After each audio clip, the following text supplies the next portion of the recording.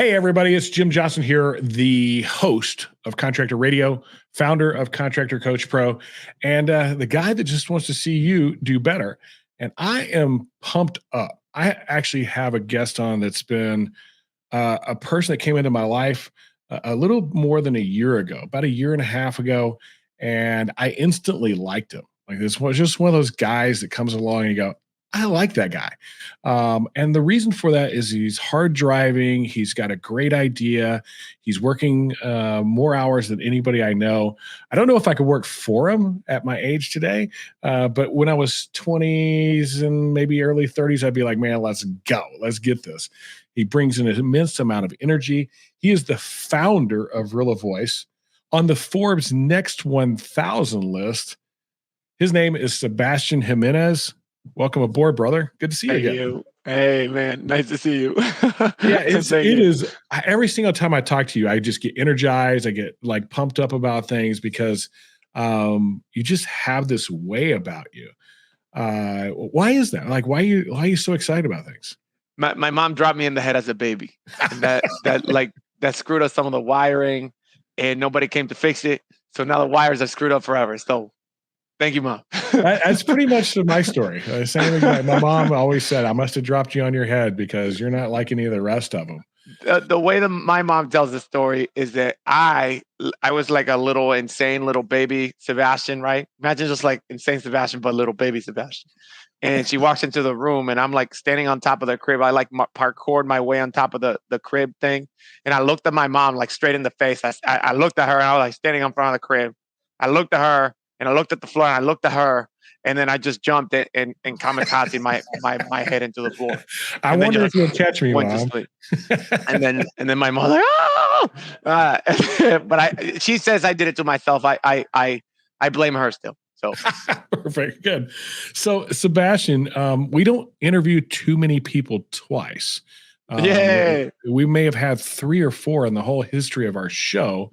But I wanted to bring you back in because it's been like a year since we interviewed you. Those of you that have not seen it, go back and look at it. It was like late June, early July sometime. And you can get the original story. But you've created this piece of software that analyzes the conversations that happen in the home between a salesperson and the homeowner. Yes. So bring us up to speed on what's happened with the last year with Rilla Voice, because there's been a lot that's gone on. Wow. So, yeah, man. So we, at the time I did the interview, we just getting started with like the growth and just seeing the flywheel start cranking. And that was like June last year. And this year we've grown with like hundreds of customers. We have thousands of salespeople now using Rilla Voice. That's like, that's like some metrics, but the real thing that's happened, and we feel this like very, viscerally, like we have become one of the fastest growing startups in the world right now. And by historical standards. And the reason why that's happened is that, we crossed $1 million of annual recurring revenue, which is, difficult to do for any business. But then we've been growing like 30% month over month, which is insane, right? Like just imagine like 30% month over month. It's just like means that you're doubling your business every 3 months, essentially. And so, and we see that, and so like we see this, we raised some funding. We raised like almost $4 million in funding from some really good funds. And but what's like, yeah, like investors are now like everybody's like wanting to invest in Rilla. We literally I was at an event that I was invited to speak at a panel as a panelist. And this investor showed up that I've been trying to get a meeting with me. And he said he had a question from like the crowd. He was like, "Hey, I had a question for Sebastian. Hey, Sebastian, this is so and so from so and so fund. We've been trying to give you money, man. Why don't you take our money?" And everybody in the crowd was like, "Oh my god!" And this was in Harvard. This was in Harvard. And so they got kicked out. This was very funny. And I went to meet with. I was like, "Okay, man, I'm gonna give you guys. I'm gonna meet." It was so funny. So that's happening. It's been a fun time. Just a lot of growth. We're growing the team. I don't know if you guys see the other interview. I think I was in my apartment still, and we got a big office. And so yeah, man, it's going good. It's like the American dream story, right? Like, hey, I got something new, I got something innovative, it's different, it works, and people want to get behind it. And we started in our apartment. Now we've got like, you're in New York, right? Offices in New York are really cheap, I've heard. Well, now they are, because there's nobody who wants the office space. So like everybody works from home. No, yeah, nobody wants the office space. So we want it, because you know how insane our culture is. So like we, have a pretty, clear standards of operation. So, yeah, it's actually, we got a really good deal on our office, because it's like literally New York is popping. There's a lot of people in New York, but nobody wants to go back to the offices except for crazy Sebastian here. So let's talk about that a little bit. I get to hang around you quite a bit, whether you're at our top rep events or we cross paths at another event. And I've noticed it about you, but I want to hear you kind of talk about it. Like, how would you define the culture of Rilla Voice? The standard operating principle at Rilla is that we try to operate Rilla like a high-speed reinforcement learner. Reinforcement learner is a machine learning algorithm that learns how to play a game by, trying and failing millions of times and learning what not to do. And that's how a lot of the AI algorithms that are very popular, like GPT chat, has some sort of reinforcement learner built into it, like when people say if they like the response or not. And so this is and the key about the algorithm is that it's very stupid. It actually doesn't know what the hell it's doing. It's not very talented. It's not very smart a priori. So it doesn't have like a high IQ. It actually has the IQ of like a hot potato. It's like very dumb. But then what it does is, hold on a second. We gotta stop you for. Did you just say that like the company Rilla Voice has the IQ of a hot potato, but it's getting better? Yes, but yes, exactly. So this goes into that. So it goes into how we think about intelligence, right? And so what we try to do is, so the reinforcement learner learns by just literally failing. And this this is essentially like this moron who doesn't know anything about anything starts playing a game. And you see it, like if you look up reinforcement learner OpenAI video game, you'll see that at the first few times that it plays a game, it's like an idiot. It just jumps out and it dies. And it's like it's an idiot. It just doesn't know what it's doing. And then the millionth try that it plays, it's like, God damn. Shit. This, wow. And then eventually it comes to a point that it actually becomes unbeatable, and no human being can actually beat the thing at playing that game. Smarter human beings, more talented, cannot beat this thing that's just like trying to optimize for failing and for learning from those failures and learning what not to do. And it just finds the optimal outcome and it's ruthless. And sometimes it finds weird things that the human being would never think about, because it's unafraid. It doesn't care about failing. It doesn't feel shame. It's ruthless. It just keeps failing and just starts and it fails again. And so the whole operating principle of Rilla is we try to operate Rilla like a high-speed reinforcement learner. True intelligence is not in your head. It's in the world. And you only find it by, How does your team feel when you use the word ruthless? Amazing. The people here at Rilla, a lot of people who interview, they say like, no, I don't want to work there. But the people here, I mean, they're all excited. Yeah. Yeah, you almost have to be in software. I mean, back in the day, I was in that world, and you had to have this attitude that our stuff and the way we think and the way we do things, the people we get are going to absolutely be the best, and we won't. And they'll be the best when we bring them in, and they're not even anything yet. They haven't even become what they're really going to be. Yes, I think that's super cool. Yes. So just so everybody's caught up, like catch them up. What does Rilla Voice do? Like we haven't even talked about that yet. Yeah. So let me pull out my phone here. So when if you're a roofing company, home services company, home remodeling company, if you're a company who has salespeople that go out and talk to customers or homeowners in their home, they're going to be going out here and recording their conversations from the Rilla Voice mobile app.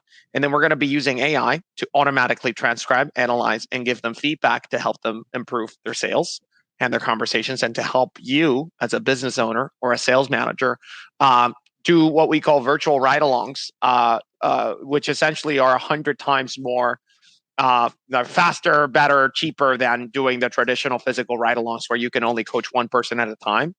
With Rilla, you get to coach your entire team at the same time because you're basically everywhere at once without actually having to be there. So we've got this app.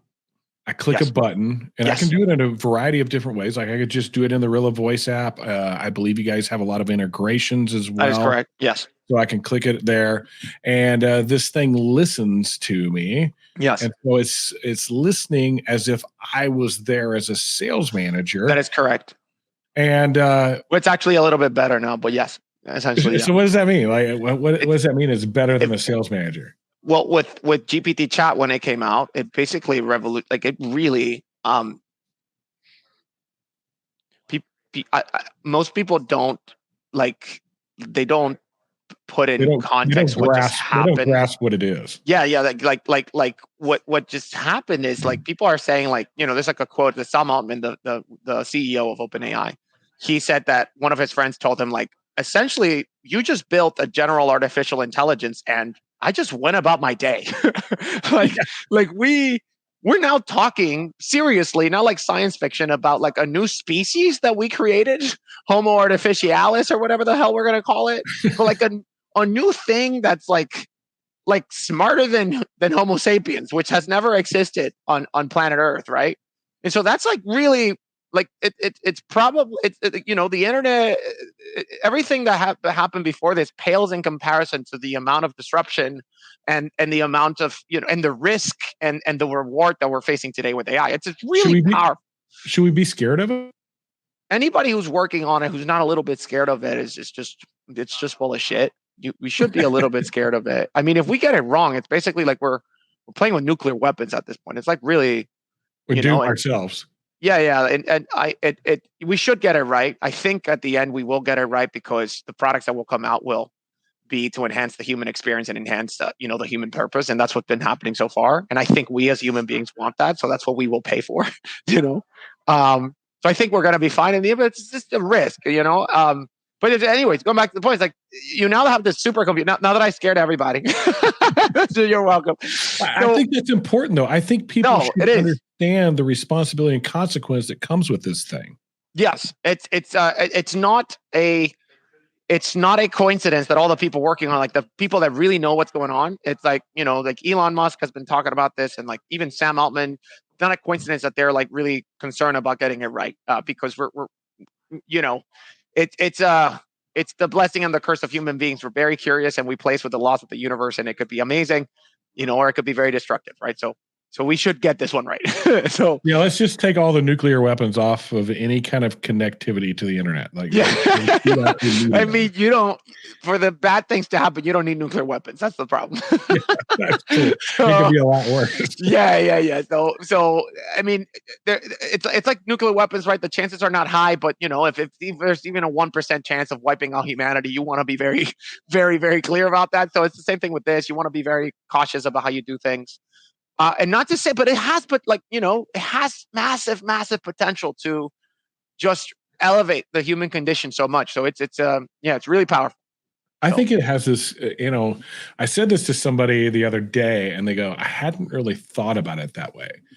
But there's this concept of the 99% and the 1%, right? The 1% has all the money, 99% are giving it to them most of the time or trying to figure out how to get some of it.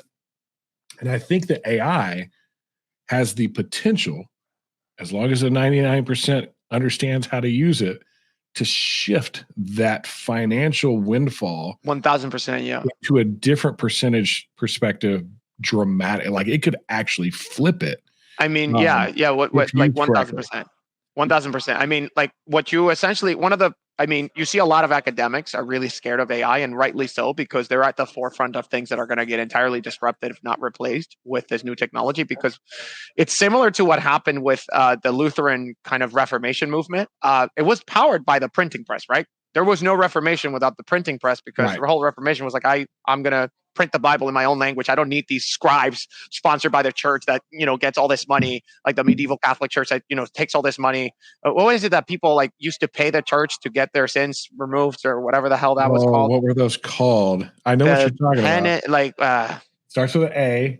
Indulgences? It is. Yeah. Indulgences. It's like the church was like, Yeah. So they were like accumulating all these funds from people, and then all of a sudden, Mr. Gutenberg comes out with the printing press. Everybody's able to print, and then kind of like knowledge and information becomes commoditized, right? With the printing press, it became more so with the internet. What happened now, I think it's like colleges, like these colleges that kind of monopolize intelligence, and then like the consulting companies and the iBanking companies and the law firms and like all these big companies hire out of colleges like their big recruiting pipeline, and like everybody knows that it's like harder to get into Harvard than do well at Harvard. You know what I mean? Like the value of getting into Harvard and like getting into all these like big schools is that you are there, so people already know that you're really intelligent because you had a good SAT score and so on and so forth. So what's happening now is you're essentially commoditizing intelligence. You're commoditizing intelligence. Everybody has a supercomputer that's smarter than anybody in the planet in their pocket. And I've been using it because I'm a big dummy. I'm like, I'm dumb, so I want to use this thing to make me smart, right? So yes. So then it's like a similar thing's going to happen. It's going to be a bigger disruption than the printing press to the Catholic Church. Is going to be a bigger disruption to college, to education, and to many other industries, because essentially what you're doing is you're commoditizing intelligence. Intelligence now is a commodity that you have in your phone. So yes, it'll like no longer the smart people are going to control society. Well, I hearken it to like the radical change. Like you pointed out a good one, the printing press. That was such a big radical change. The Industrial Revolution, a big radical change. The internet, the smartphone, like each one of those things, the computer before the internet, each one of those things disrupted the way humans act and do. Yes. All of them, to me, seem to not have slowed things down. Like that, the idea has always been to make things easier so we don't have to work as hard, right? But that didn't actually happen with any of them. All they did was afford more capacity to do more in the same amount of time. Right. Do you think AI is going to be like that? Yeah, I mean, like, yes, 1000%. So, there are jobs that are going to be entirely replaced, like how the car replaced a lot of the chariot riders who would drive chariots. Yeah, there wasn't a bunch of horseshoe people out there. Exactly. So this is going to replace some jobs, right? Like some people. I mean, I see companies, not only mine, that are like working on, and this is something that's probably going to get replaced. I think in the next 2 years, it's like the call center with the technology that exists now. You can kind of replace like simple kind of like call center conversations, probably like that's something there. I know a company that's working on it. It's called Evoca AI. They're literally working on replacing the call centers. Like, you talk and it's a machine. It sounds like a human. It's just like the technology is there for the machine to be like literally able to answer you in real time, because speech to text is really accurate. So you talk to it, the machine transcribes it, then it feeds it to ChatGPT. ChatGPT comes up with a response in real time. And then it uses text to speech to answer, and you can use a deep fake to make it sound like any human being that you want, or and with the intonation and everything. And it just basically you just replace the call center. So technology's there to do that. I've seen some of the digital door knocking stuff too. Yeah. These guys out knocking doors are like, and you sit there and go, wow, this is replacing all these jobs, right? Yes, it will replace a lot of jobs, but there are some jobs that are going to become a whole bunch of jobs. Yes, create a whole bunch of jobs for the people that actually know how to use it. So, like, perfect example. I'll talk about Rilla since I know a lot about it. So Rilla, right? A sales manager with Rilla. The number one answer to the question of how many ride-alongs are you currently doing today, like when we talk about in our sales calls to a sales manager, what's the number one answer that we get to that, Jim? Per day? No. Like just like in general, how many ride-alongs are you doing in general? What do you think is the number one answer that we get from a sales manager? None. None. What they say it in a way. They say, or when I can. Not enough as I should. Yeah, not enough as I should. It's like they know they should do it because they don't want to do it because it's so time consuming. I was like, oh my God. And so with Rilla, so for instance, like we had, I always use Chad from StormGuard. He was one of our first customers. I love Chad. Wherever you are now, Chad. Hi, Chad. I'll make sure Chad gets this. Yeah, Chad Arnold. He used to be a sales manager for the StormGuard Appalachia franchise. He was a really cool guy, and he used to manage like a team of 5-6 reps. And I asked him, how do you go your first week of using Rilla? And Chad said, listen, last week it took me, I went on one ride along with one rep, and today with Rilla, I was able to ride along with all my 6 reps. And I said, holy crap, that's amazing. That's a 6 times improvement. And chat said, no, last week it took me 6 hours to watch 2 appointments for this one guy. Today with Rilla, I was able to coach all of my 6 reps, watch 4 of their appointments, 24 appointments total. I was able to see all their analytics, how they're talking, what they're saying, what they're doing right, what they're doing wrong in the home. I was able to do all of that in less than 50 minutes. So we're talking 6 hours to 50 minutes, 1 person to 6. That's a 30 times increase in the productivity of your sales managers. And one of the things that we've seen with Rilla, we have some of our customers, they've literally, there's one of our customers in Washington, a roofing company that you guys know as well. They literally hired a remote sales coach, right? That's not in their area. And the remote sales coach lives, I don't think he even live in the country. They don't live in the United States. They hired a remote sales coach that can coach their reps. And now we're seeing this almost like remote sales trainer become a job. I thought about that whenever we first talked to you guys. I'm like, holy cow, you're going to be able to coach these guys just like you would like a golf coach, where you record your video, you send it to him. There's apps like that all day. Yeah. And he watches your video, gives you your coaching advice back. Like, I don't have to be with you. Yes. And so then that's a new thing that we've seen being created. I mean, that's what we have with you guys, with the partnership with the top reps. You guys get to coach people remotely wherever they are in the country. World-class coaches always at your disposal. So, and that's a different kind of job, right? It's a different kind of job than the traditional sales manager role. So yeah, while people are maybe hiring less, people ask us is this going to replace the sales manager? And we say, not really. A sales manager using this is going to replace the sales manager, right? And so you're going to see those. You can replace the need to connect motivation, of course, to the need. So every single person on this planet is motivated by something. They have incentive to go do whatever it is they do. And the actual value of a real sales manager, somebody that knows what they're doing, is being able to connect with whoever's working for them, whatever it is they want, with proper incentive to do it. That's motivation, which is what ends up getting the results that you're looking for. Now, coaching them on what to say and how to say it, I can see that, like taking that off of my plate, so I can then totally focus on, hey, let's get you to where you want to be. Let's talk about your work ethic. Let's talk about some of your skill set. Let's talk about some of that, because we already know what the problem is. Yeah. I think that's an awesome thing that you entered the motivation side of the equation, because it was just read this book by Andy Grove, who's he was the CEO of Intel, and he wrote this book called High Output Management.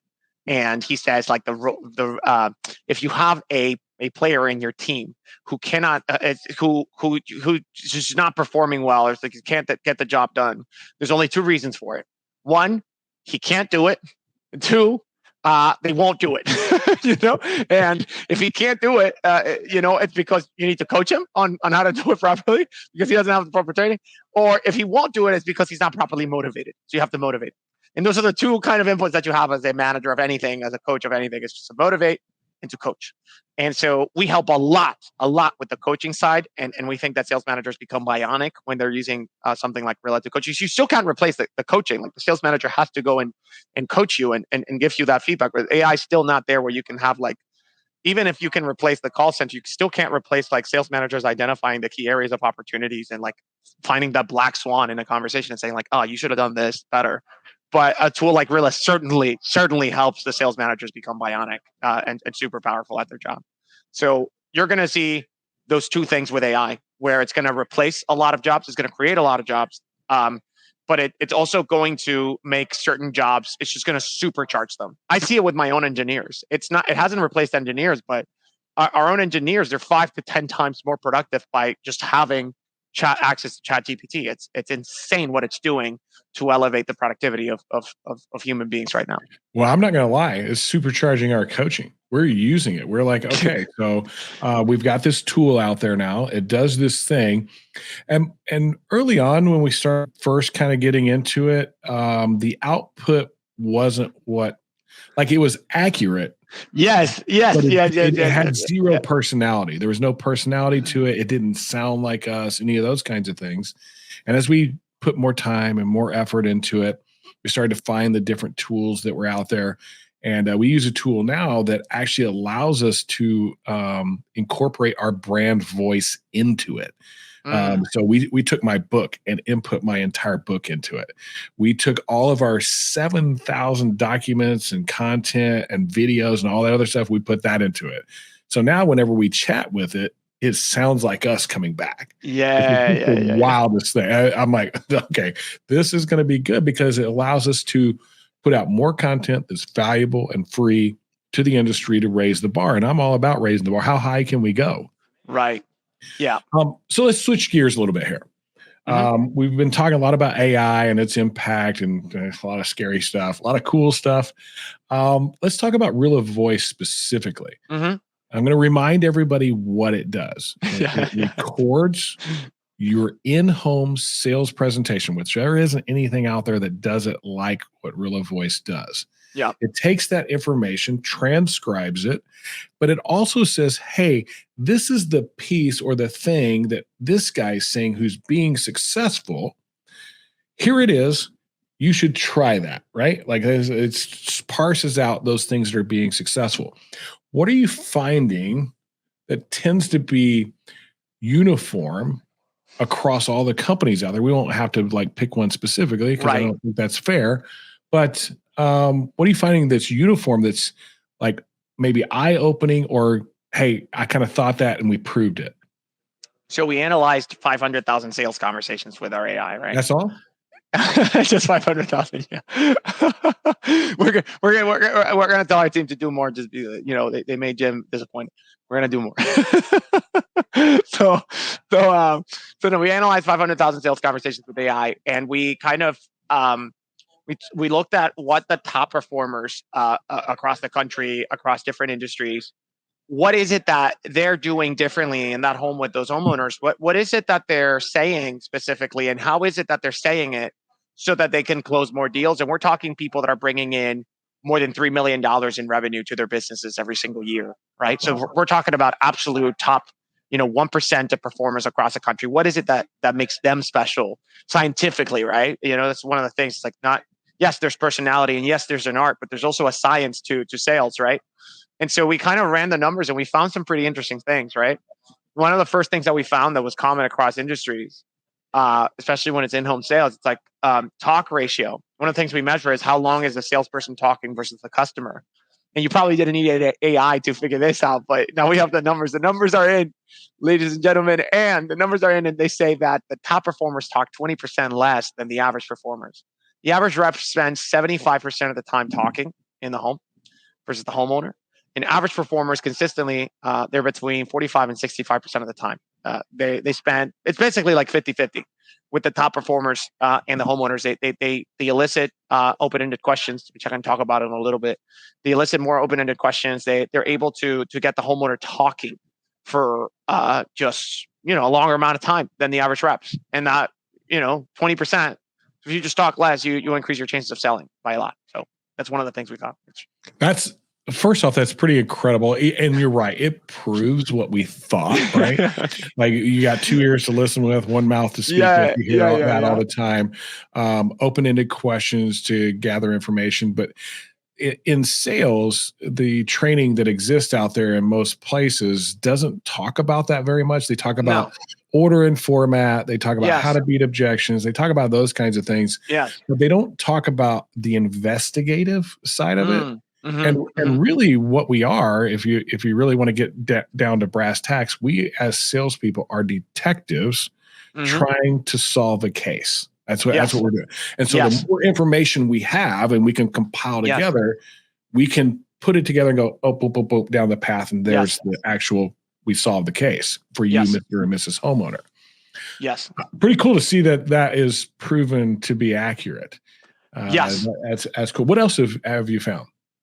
So one of the things we found, like talking about like all these things of how to talk, is that when the top performers, right? So talking about open-ended questions, the top performers, if you look at the rate of open-ended questions, they ask more open-ended questions than usual.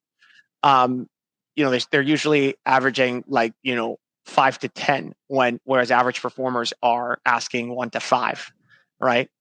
And so it's like almost twice. But then what you also see is that the rate at which and again, these are averages, right? So there's conversations where there's more, there's conversations where there's less. But one of the things we saw is that the rate at which top performers ask open-ended questions during the conversation with a homeowner, it basically stays static. It's not that they ask all like average reps are asking open-ended questions, and it's mostly like if you were to see it in a graph, it'd be like the average reps would be like this: many open-ended questions at the beginning, and then it kind of dies throughout the rest of the conversation. The top performers, they ask a lot of open-ended questions at the beginning, but they keep doing it towards the end of the conversation. So it's a graph that's not like skewed to the right. It's like a graph that's like kind of pretty consistent, right? And so that's really they get more in depth and maybe even almost more aggressive because there's comfort now and trust between the two parties, and so you can ask more. You can ask a question later in the conversation than you couldn't ask earlier in the conversation. Are you finding any of that? Well, what we think, and it just goes with another thing that we found, is that typically it's that the top reps are always in discovery mode. And they're always in discovery mode. So they do like their discovery, their qualification at the beginning. Maybe you're doing an inspection and you're trying to figure out, if this homeowner has any experience with a contractor before. You're trying to figure out how long they've been living in this home, right? This is the standard questions that you're asking. Tell me a little bit about you. You called us here, right?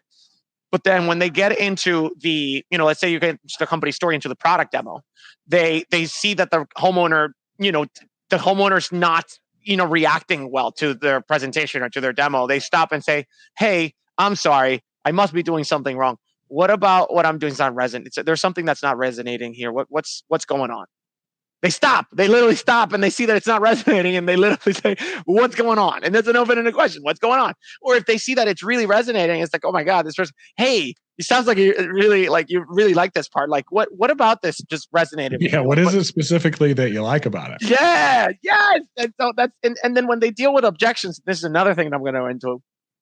They tend to answer objections with questions.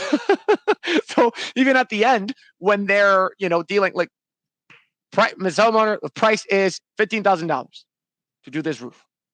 Oh my God, Jesus. I don't got $15,000 in the bank. That's just not something we can, that price is too high.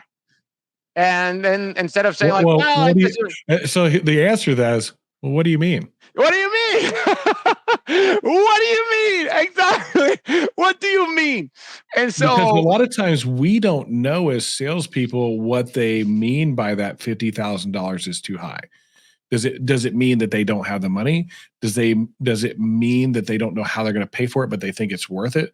Does it mean that they're waiting on some money to come in later so they can actually do it? Like, yes. We've got to get that clarity. Yes. Because we make assumptions, and we all know what they say about that, right? It makes the ass out of you and me to assume that they're just saying it's too much when they're not saying it's too much. They're saying you don't know what it's just too much right this second. That's just like the thing that they're saying, but you don't know what it is that they're actually thinking and what they actually mean by that. So it's like, what do you mean the price is too high? Help me understand. What do you mean by that? Yeah, I bet you don't answer that question ever, do you? Right? What? What do you mean this is too high? I say back to you, I was like, what do you mean? What do you mean? That's super funny. So we've talked about a few of the like what I would call skills, and there's soft skills, really. There's soft skills of a salesperson who usually has some experience or some really good coaching that through that experience or good coaching, he's learned when to ask questions, when not to. He's learned how much he should talk and how much he shouldn't. If he asks open-ended questions, he's automatically going to talk less than the other person. Yes. What have you seen about order of operation? Yeah, that's interesting. So you hear these things like this 10-step sales process, or even us with our flight plan and that type of thing that we teach. Yes. Has there been proof that stuff works? Number one, and secondly, has there been anything that was like, that actually happens before this, and that kind of surprised us? Yeah, so totally. So we did find evidence that these critical things that, in the 10-step process, they do work, and some have like really clear evidence more than others. So one of the things we found is that the top performers in overall from our analysis, they talk about company story, qualifying sequence, and financing terms. 2, 3, even 7 times more on average than But I hear it's not other important average to talk reps. about the company story. Nobody cares. No, that is important. Okay. I Because I've had a disagree. million sales coaches tell me they don't care anything about your company at all. They just want you to get to the point. And how do you No. sell it? I mean, no. I mean that we can get into the whole thing of like what kind of personality of customer you're talking to. If they're like like the whole personality test with the blue and the red and the yellow. And like, but even no. Even for people that's like, oh, get to the point. Talking about your company story matters a lot. 3 times more likely to make a sale if you're talking about the company story versus not. Oh, that's a big stat.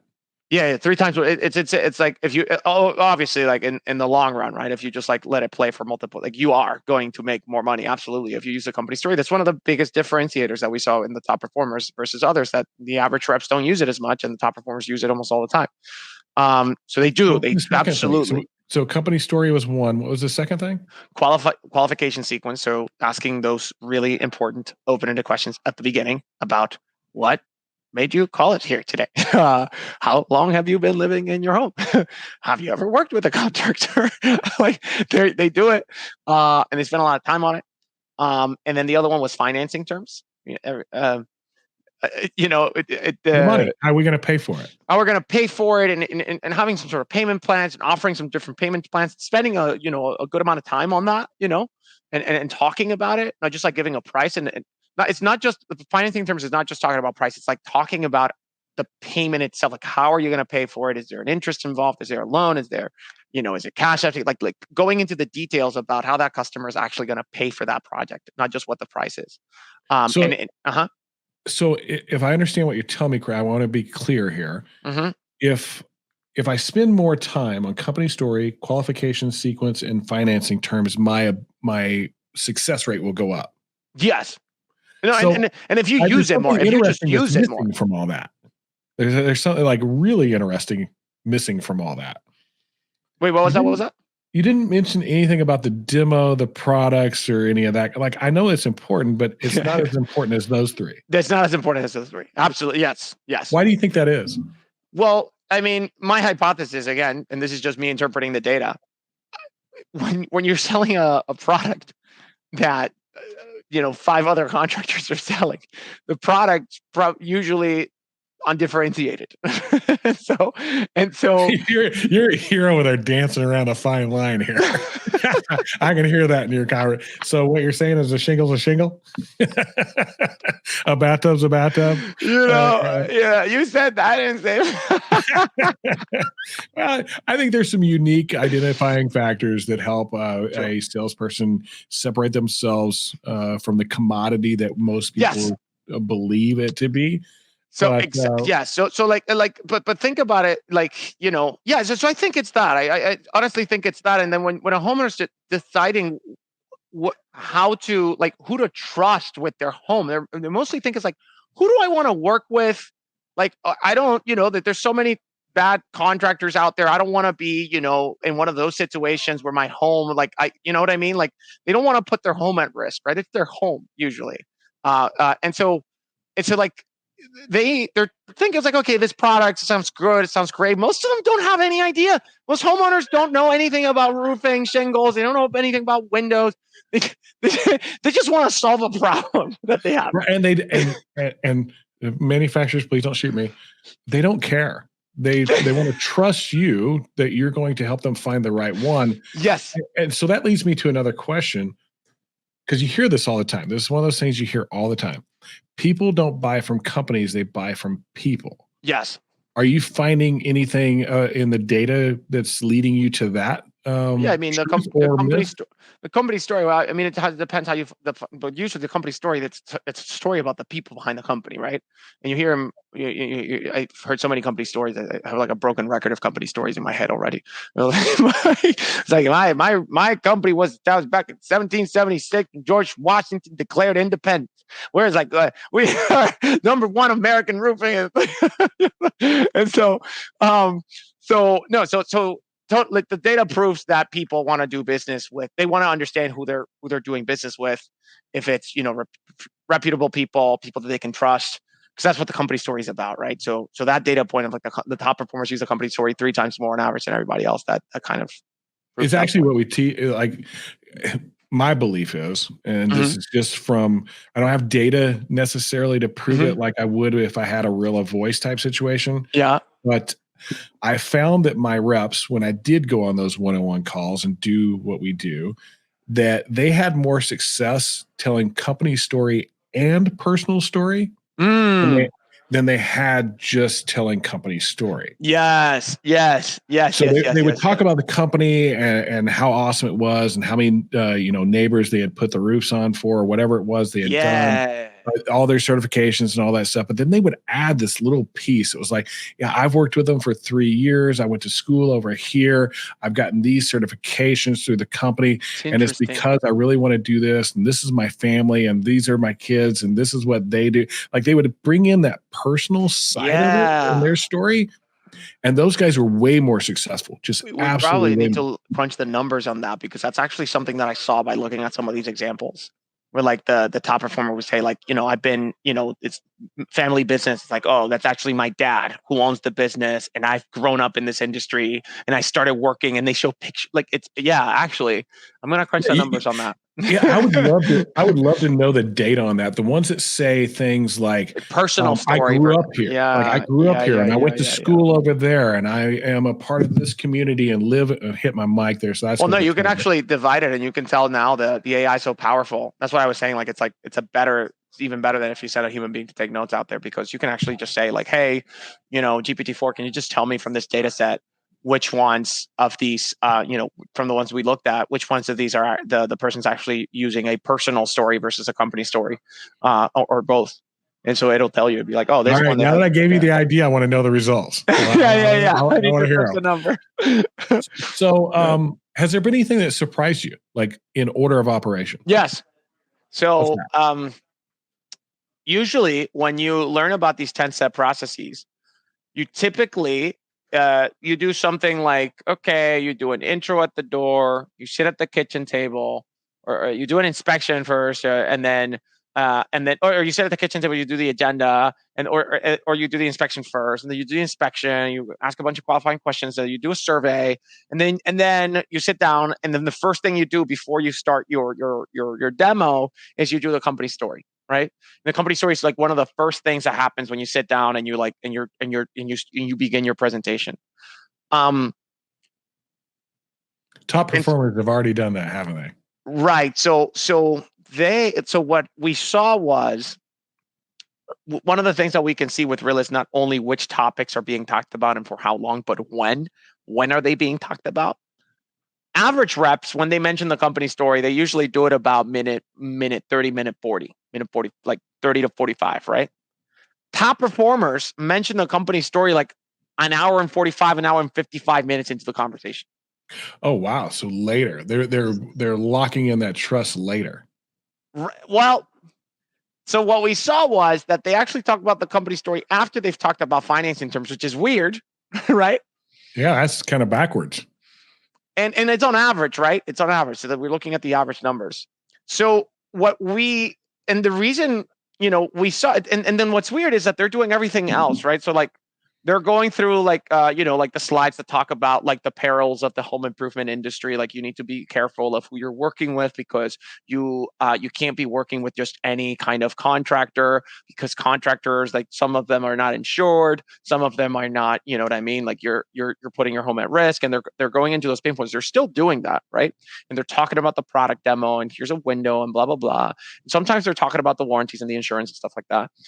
But then they talk about financing terms. When you're talking about financing terms, that's usually when the sale begins, right? Because everything you've done before, it's like, the preamble to like set it up in such a way that you're going to be able to like actually get a deal done. When you give that price and you're talking about how to pay it, and you're talking about, that's when you start dealing with the objections, and that's when the boxing match begins. And you have to bob your head and weave, right? The homeowner says the price is too Four high, C's, right? baby. Yeah. Like closing Like, roadmap. Yeah. So the price is too high. I need to think about it. Talk to my I need three family estimates. members. I I need another estimate. I need to blah, blah, blah. All the objections, right? And so then that's when the top performers, that's when they bring their magic bullet, which is their company story. So is that where they start talking about maybe some of the pledges they use? This like, hey, you can shop us. That's cool. We have this pledge that if you beat us with anybody else, we'll give you $100. Like that's part of that company story. Yes, like everything exactly. So that's when they stop. They take a step back. They validate objections, just like usual, because they're asking qualifying questions at the end, even, and they qualify with objections. It's like, what is it about this price? It doesn't work for you. Oh, you're looking at other estimates. Interesting. You have a cheaper estimate. Interesting. Okay. And what about, that company makes you like, if they were the same price, which one would you choose? Yeah, exactly. And then you go and you say, no, well, I really like that. That company, I don't know. They have good reviews and stuff like that. I was like, well, let me tell you a little bit about my company. Yeah. They start giving you the objection of why they're thinking about the other one. And you're able to go, oh, well, that's on me. I should have told you sooner. Right. Exactly. So now it's like it has so much gravitas. Like you're telling them why is it that they should go with you, and they're like, oh wow, it's like you're not working with just any contractor here, Mr. Homeowner. We're a local family business. We've been around for 60 years, 20 years, 5 years. We have all these reviews. Look at all these customer testimonials. We really never go out back. So yes, maybe your price is going to be maybe 20-30% more expensive with us, but here's what you're paying for, right? You're paying for making sure that your project's going to be done with the greatest quality and care. You're going to call me or my dad or whoever it is. We're going to be on the phone, and you're not going to be put on through some line. And that's when they really go into it. It's like that's when it becomes important. Man, this world is moving at a fast pace. It is something new every day. I have been given more AI stuff in the last 30 days than all of my time with AI before that. Yes. And when we first met, like I told you, I went, that's exactly what I wanted to build 7 years ago. Just technology wasn't there. Like I wanted to do it. And it was just it didn't exist yet. Yeah, man. Where do you think it's headed? AI or what? Technology? Just technology and what we do in this industry. Do you think it's going to get heavy AI? Do you think it's going to get to a point to where we don't have to go to homeowners' houses anymore? Do they prefer us not to go to their house? Would they rather Amazon it? Like that type of vibe to it? Do you think it's headed that direction? I don't think it's headed in that direction that you said at the end. But here's where I think it's headed. Okay, why? So let me, because I think a lot of people are thinking that, right? Like a lot of people are thinking that, and they've tried this thing is going to become an Amazon type purchase. I can go online, I can get my measurements, I can pick out my colors, I can do all this stuff all on my own, and just a crew shows up at my house and does my work. Yes. Okay. Perfect. So, here's where I think it's headed. AI. AI is like really powerful, and for there's two things that are happening for let's talk about the home improvement industry specifically now. So people that are selling, windows and shingles and siding and doors and interior, right, in kitchens and baths and floors, cool stuff, and in gutters. And so let's talk about that how AI is going to impact this industry. So AI is probably the biggest technology disruption that has happened as a human species so far, as I said. And I think I agree with you. and it's really important. There's another thing that's happening that's less obvious, and it involves the home improvement industry. What's happening is that the home improvement industry is, for the first time in a long time, actually, maybe ever, I think in a long time, it could have happened before. For the first time in like 2 decades, the home improvement is going to be at the forefront of technology adoption. Really? typically what happens is, or what has happened so far, we're the last. It's the laggards, right? It's like the late adopters. And you see like CRM technology started getting implemented like, 15 years after the fact, that the CRM started. Tell me about it. Salesforce started in hard sale early on. Yeah, like 1998, Salesforce started, right? And then we started getting CRMs adopted like in 2010, 2012, 2013. And now we're seeing like mass adoptions of CRMs. That's going to be different this time around. And the reason why is that for the longest time, and this has to do with the supply of technology. The reason why home improvement contractors have been at the later stages of technology adoption, I don't think it's because of them. I think actually this industry is like full of entrepreneurs who are very risk tolerant. They're like full of entrepreneurs, right? And it's super entrepreneurial. And it's scared, man. And it's highly sophisticated businesses that when it comes to like sales and marketing, highly sophisticated. I've seen home improvement companies that have better kind of sales and marketing operations and technology and processes than tech companies that I know, right? Much better, like highly sophisticated. And down to a science. And it's not because there was like a lack of like willingness to adopt, a lack of demand of technology. It was actually a lack of supply for the last 2 decades, because we've had almost 2 decades that we've had like low interest rates for a while. That has meant that you as a technology company, you could have the only technology companies that got funded, really B2B technologies, were tech companies that sold to other tech companies. Because when interest rates are low, essentially there's no price for the future, and technology companies are very future looking, where most of the cash flow is going to be generated in the future. So what happened was VCs, venture capitals, would fund technology companies that would sell to other tech companies, because if your market size is just tech companies, even though it's actually a tiny fraction of GDP, technology is like less than 12% of GDP or something like that. Even if it's a tiny fraction of GDP, you assume that technology is going to take over everything. So if your customers are tech companies, in the future, they're going to take over the entire planet or whatever. And it doesn't matter if it takes 100 years into the future, we're going to give you $1 billion valuation, a $10 billion valuation. And these valuations got crazy. The first time in a while, interest rates went up, and dramatically so. And so all the tech valuations went down. That's why like Silicon Valley, there are massive layoffs across all kind of tech companies. They're putting bullets a little bit.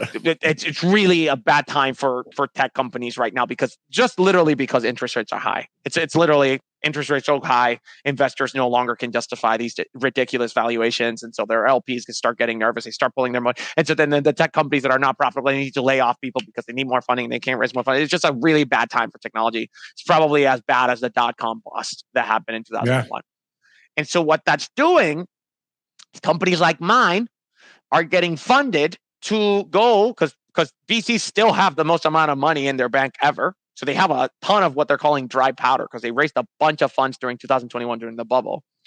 But they don't know where to put it, because they can't fund the traditional tech companies that sell to other tech companies. So what they're doing is they're funding companies like Rilla. And Rilla's one of the first of many that are coming.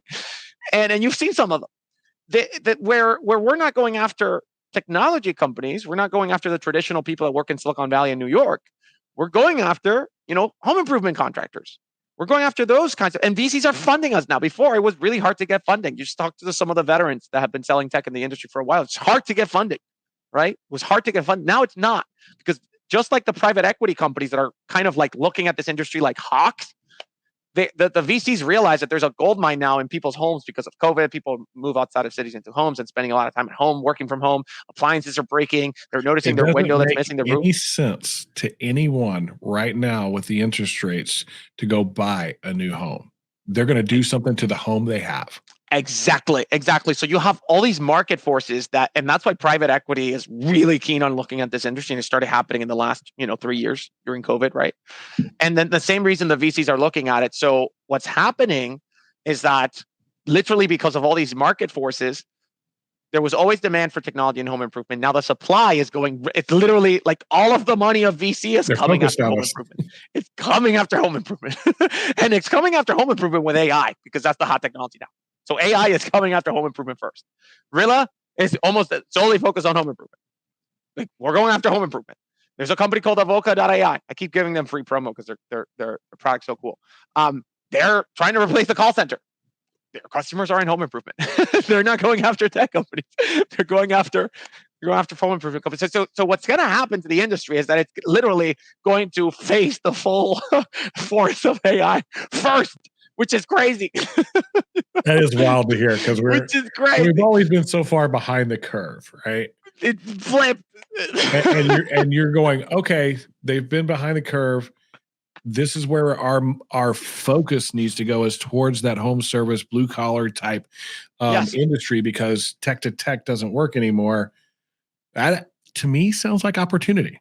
It sounds like opportunity for contractors. Massive, because now technology is the reason why technology was not adopted in home improvement workflows.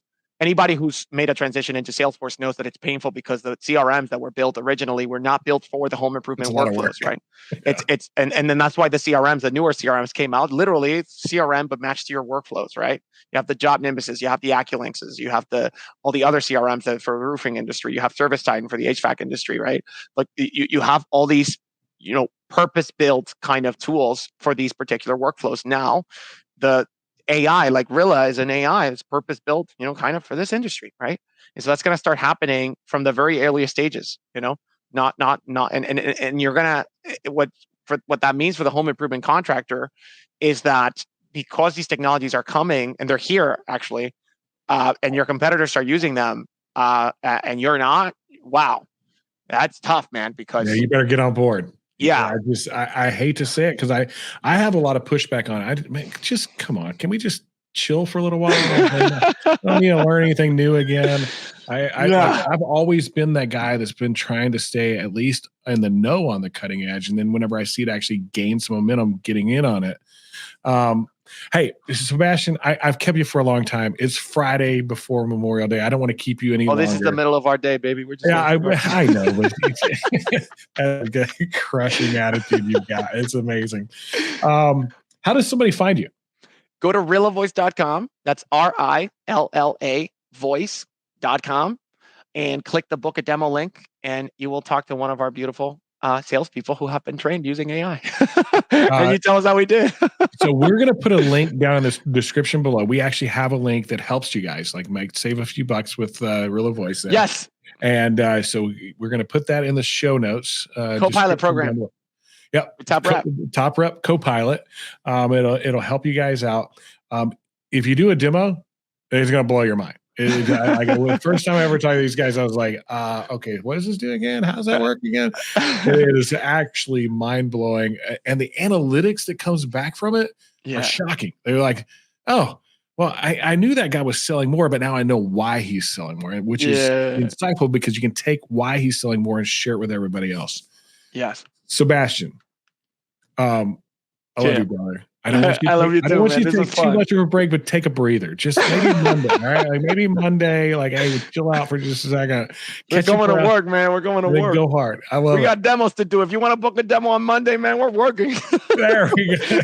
Put on my website right now. Demo's open. I got to say, man, 25 years ago, I'm on board. Right now, I'm like, I'm going to go hang out and have a beer on Monday. So, hey, it's good to have you on again, brother. Have fun. A great weekend. I can't wait to see you again. We got Top Rep Rush coming up in August. Rilla is the title sponsor. Thank you very much for that, by the way. And let's do some amazing things. Let's keep it going. Let's keep raising the bar in this world. Let's keep it cranky, man. Thank you so much. All right, brother. We'll talk to you later. Bye. Whoa, what an episode.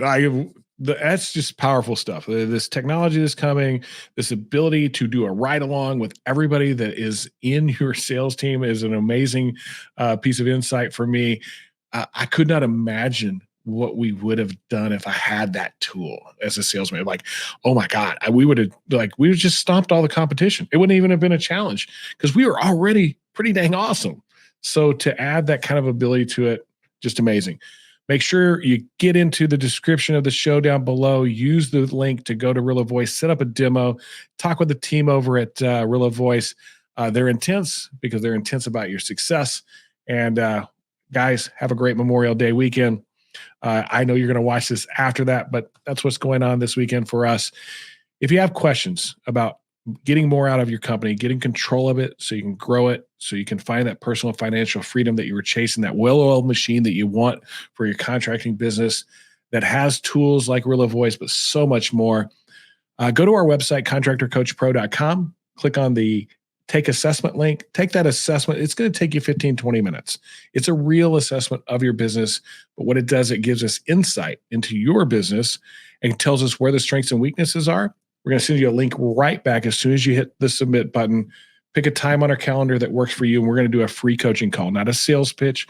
We're going to actually coach you about those 2 or 3 things that we see so that you can level up your business. If you like coaching and you want to work with us, great. That's awesome. If not, we at least served you well that day to become better at what you do. We're here to love, serve, and care for you guys. Thanks for hanging out on this episode of Contractor Radio.